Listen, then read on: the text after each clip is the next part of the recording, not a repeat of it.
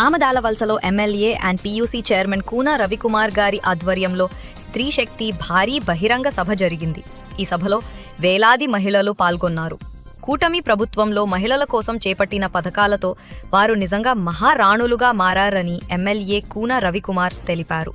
CM Chandrababu నాయకత్వంలో చేపట్టిన పథకాలను వివరించారు. మహిళలకు ఎక్కడికైనా ఫ్రీ బస్సు ప్రయాణం చేయొచ్చని అన్నారు. అంతేకాక మహిళా పారిశ్రామికవేత్తలకు ప్రత్యేక రాయితీలు కూడా అందజేస్తున్నామని గుర్తు చేశారు. ఈ సభలో పాల్గొన్న మహిళలు ఆమదాల వలస బ్రిడ్జ్ నుంచి జూనియర్ కాలేజీ వరకు భారీ ర్యాలీగా తరలివచ్చి తమ అభిమాన నేతకు ఘన స్వాగతం పలికారు. ఆమదాల వలస వీధులు నిండా మహిళల సందడి నెలకొంది.